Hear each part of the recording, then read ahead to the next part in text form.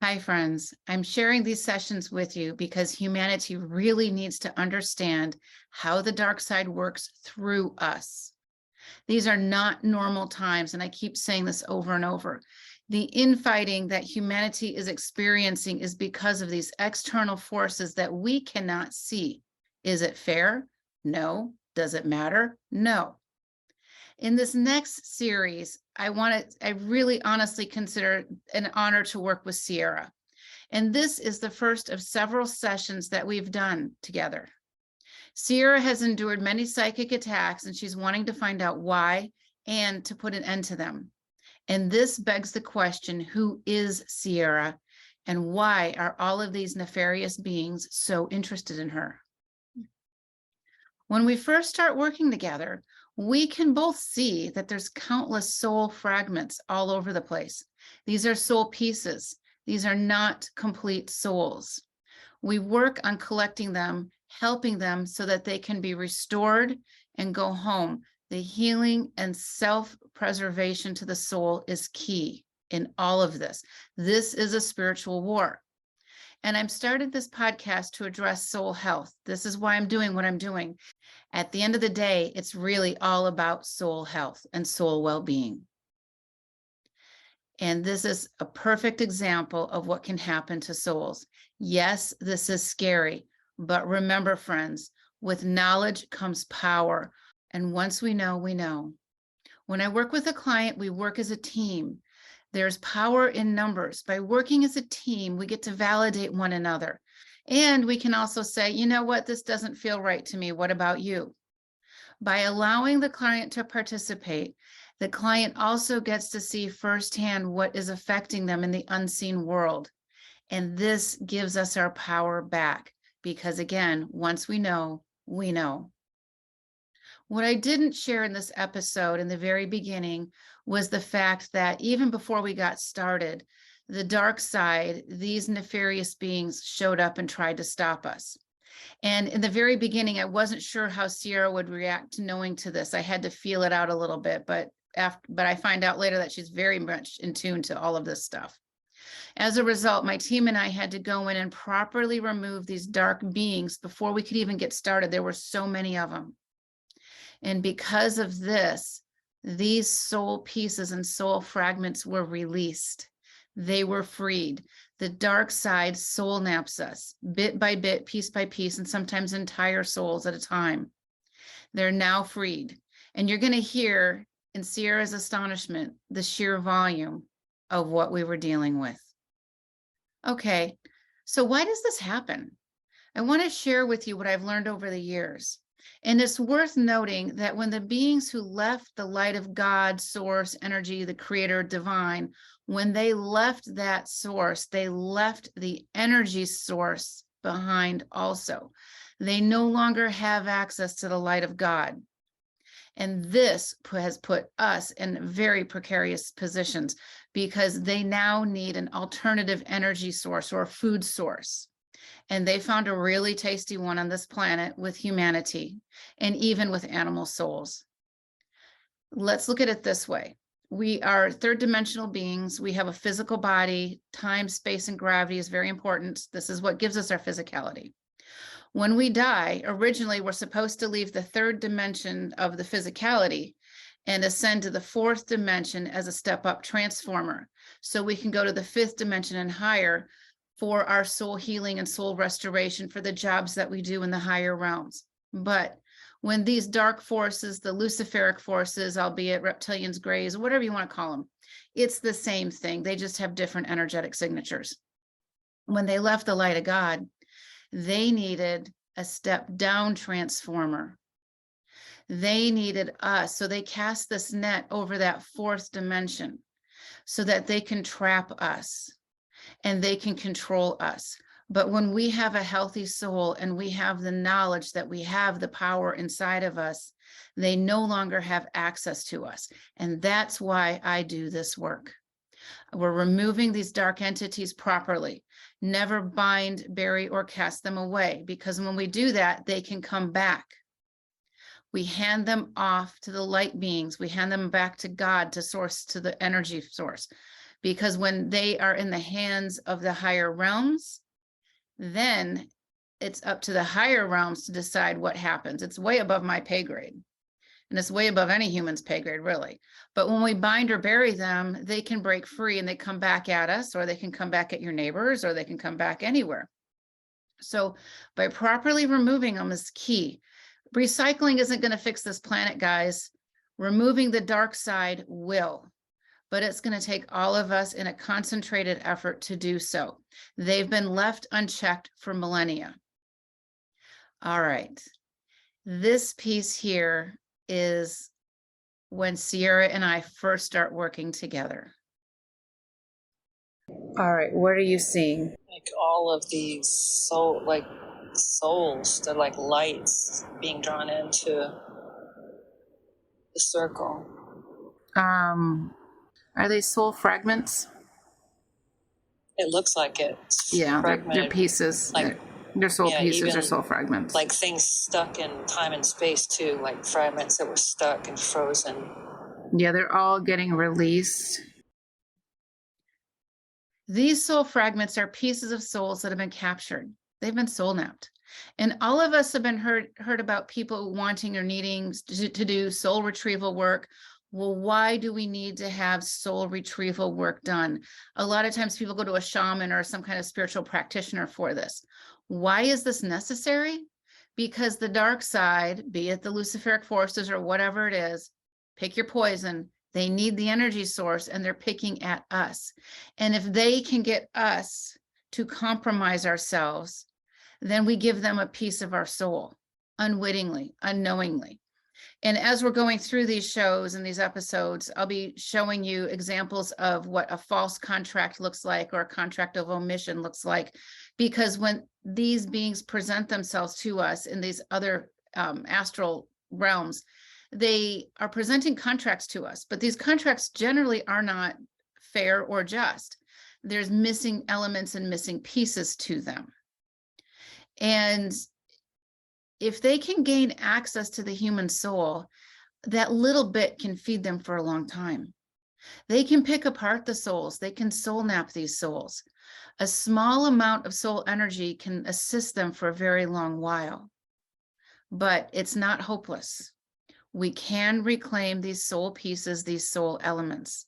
And that's exactly what we did here today. It was a very large grouping. There could be soul pieces and elements of the same soul. They could be different souls. There were so many, it was really hard to figure out. And frankly, that's not where our time should be spent. We're supposed to be spending it cleaning things up, handing off these soul pieces to the light side. The light side can figure this out. This is what they are supposed to do. This is one of the reasons why the angelic realms is so important. Why there's so many? They're seeing an opportunity for help. And I have a procedure and a protocol I use and all that stuff. I wasn't able to do what I normally do today. I had to start by collecting the riffraff. When I did that, all of those things those entities, those dark ones, had access to all of these souls and soul pieces. So once I removed them, they could no longer hold on to them and they have been freed. And that's why they're coming in right now. When I removed the dark entities, these souls were then freed. It's not much different than the concept of prisoners of war. I'm always talking about the concept of as above, so below. What exists in our dimension can exist in other dimensions. This concept of prisoners of war, when the captors have been removed, the prisoners are freed. I then put them in a containment field, the dark side, so that they cannot run away or harm us or harm those souls. Safety is always, always, always my first priority. For my client, for the souls that we're rescuing, and for myself. In this instance, the dark side knew I was coming and I had to switch up my normal protocols pretty fast. They knew who I was. They tried to get Sierra to stop from contacting me and reaching out. It took her a long time to do this, I found out later. And they knew, as I said, they knew who I was and what was about to happen to them. So they tried to attack me, and just as Sierra and I had connected. And those attacks that I can sometimes feel in myself are usually in the form of choking or something like that. I was able to remove them. It wasn't that big of a deal. I was able to remove the lion's share of the dark beings right away, but I could also see that something was missed. And I asked Sierra if she noticed it too. This form of validation is extremely important in the unseen world. Again, we're dealing with the non-tangible, non-physical realms. So having a second set of eyes is always important.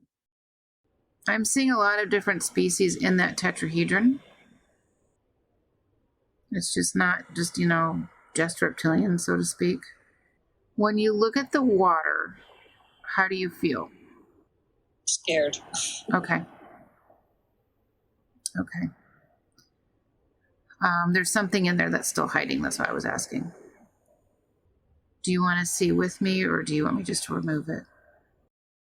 While we were looking around, Sierra and I are in our own form of protection. And as she looks around, she is never, ever leaving this space. We can see out, but these dark beings cannot see in. They cannot see us. And we both see them and we examine who or what could they be. And I always tell my clients that there's many ways to see. We see with our eyes, we see with our ears, we see with our psychic eye, our third eye. We even see with our emotions. How does something feel? Do you really want to go down that dark path by yourself, or would it feel creepy? That's an intuitive ability, and that intuition is something that a healthy soul always works on developing. There's many ways we can develop our intuition. One of them is you can put down pieces of paper with words on it and feel the energy of the word to see if you pick up the right one. It's a form of a spiritual practice. A pendulum is also a similar way you can do that. But just start to learn to trust your intuition. Keep a journal or a diary or a log of when you're testing your intuition, what you were doing, what was happening, and what was the outcome. We're not going to be 100% right all the time. That's okay. But the more we practice, the better our odds are. And there's these caverns in there. Okay. And I just want you to pick a cavern and just kind of look in and see if you can see anything in there. What is that? It's like definitely not human. I mean, no, there's. To say it's a mermaid is no. It's like something not even like that. It's even trying to change shape and form while I'm looking at it. Yeah, these are, I'm going to say, a reptilian hybrid. There's caverns full of eggs in here that I'm removing them as we're looking at this. They're, I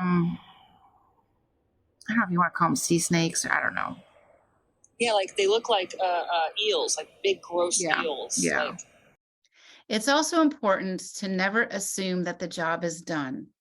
Let's say you have a cockroach infestation. You see the cockroaches and you remove them, but you know you're not done. You have to look in other places to find their breeding grounds or maybe some other dark place that they're hiding in.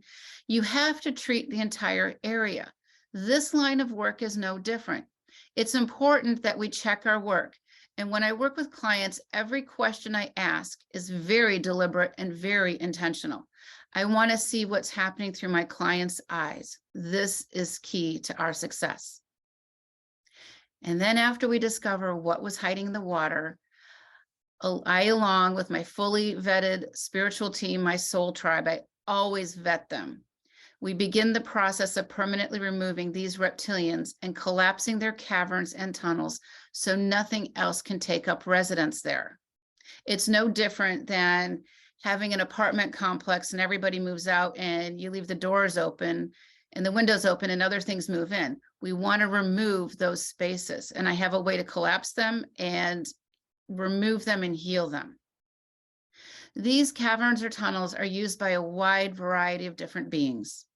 It's how they can hide in plain sight. What we're clearing was a reptilian stronghold. They were all over the place, and they were trying to utilize Sierra for their benefit. And to Sierra's credit, she never compromised herself. She stayed true to herself. She never sold off a piece of her soul. And she spent a lifetime, maybe more than one lifetime, doing battle with them in many different ways. The facade was to give you beautiful water so we wouldn't look underneath it. Does that make sense? Yeah. They couldn't put a facade over the whole beach, so they chose the water. Yeah. When I'm working with a client and something seems so perfect, I know something's up. When there is perfection, we tend to be happy with things and we don't question it and we move on, right? So when there is perfection in something, the beauty is unparalleled. There's something else going on. And I've come to learn one thing about perfection. It can usually be a false flag. It usually masks an issue. And I'm not saying that to be negative, but when there is something that is wholly perfect, what are we missing? What is our ego trying to avoid us dealing with, for example? We're going to keep letting those soul pieces come in. I want to put another golden ring in front of our tetrahedron. And I want you to bring in, call out the names. You can do it mentally if you want, of any of those women or any people that you know that have died. Call them in and tell them to come into that circle, because I want to make sure that we cross them over. Okay. You're going to do that, and I'm going to go grab a tissue. I'll be right back.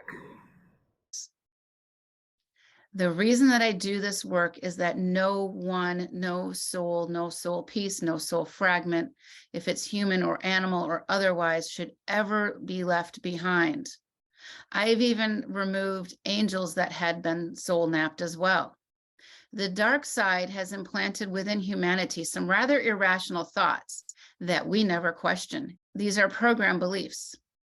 One is that when a loved one dies, it's okay for them to hang out with us, that they have unfinished business to do maybe, or that they really aren't ready to cross over, or they don't want to cross over, or that a bad person should rot in hell. This line of thinking is what keeps us inside the matrix. Why?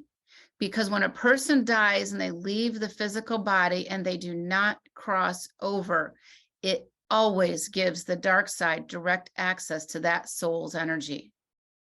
Why do you think they gave us these lines of thinking that, oh, so-and-so died young and they're not ready to cross over? Surely, though, that line of thinking isn't from God source energy. The God source energy, when we leave these physical bodies, wants us to go home so that we can receive the soul healing and soul restoration that we all need and deserve. And folks, I want to be perfectly clear with this. Soul healing and soul restoration will never, ever happen in the fourth dimension. It will never happen to a soul who is stuck between dimensions. It will never happen to a soul who is a ghost. Sierra had had a lot of death surrounding her in this lifetime, and I wanted to be really sure we didn't miss anyone. And I will never, ever leave a soldier behind. I always do everything I can to make sure that we get everyone. And just let me know what you see or sense, okay? So, gray, green dolphin circled around in the water, then jumped out and turned into blondish. I can't tell if it's male or female. Ask who it is. Said, present themselves immediately. That's what happened. Whatever. That's the first thing that came to me. You know what? I'm putting her in a containment field right now. And I want to pour salt on her, and you tell me if she stays or shapeshifts. She turns back into the dolphin, flipped her head, and turned back into her again. Okay, so I don't trust this being. I'm requesting that my team take this being to the appropriate realm for processing right now. What happened? What'd you see? Yeah. That is crazy. That's amazing. Yes, I don't think it was trying to be for your greater good, but it's not. Shapeshifters happen in all dimensions. This is one reason why I'm always vetting my spiritual team and any other being that I'm communicating with. We even have shapeshifters in our mortal world. Think about the pedophile priest that everybody loves, right? Or maybe it's a police officer or a dentist or whatever. Every profession has a shapeshifter in it. No one profession is exempt from having these shapeshifters. And then we find out that this shapeshifter that everybody loved, this beloved priest or whatever, has been raping children in the name of God. What better way to break a soul, people? What better way to disconnect us from God, right? Than to rape somebody in the name of God. Child abuse, all of these forms of abuse that many of us have endured are also ways that we need to learn how to break out of the matrix. Not every soul that is born on this planet comes from the higher realms. The dark side can also reincarnate us. This is a really important concept. It's something that people aren't comfortable thinking about. Surely every baby is heaven sent, right? Well, do you think Jeffrey Epstein was heaven sent? We need to start really ripping off the Band-Aid and looking at the problem closely. What Sierra witnessed was not something that is so unusual. What she saw was that there was also a living person who was haunting her. I edited out the living person's name for privacy reasons, but this living person had been haunting her. And dealing with the living haunting the living is a little trickier than dealing with the dead or dealing with the dark forces haunting us. But this living person is no longer able to haunt her because, again, knowledge is power. And at the end of the session, Sierra and I had a very frank and lovely and open conversation. And she mentioned to me that she has missing memories from childhood. So I offered to do a series of regressions with her. And those regressions are absolutely fascinating. And I cannot wait to share them with you. Thank you for listening. I appreciate you taking the time out of your day to listen to this.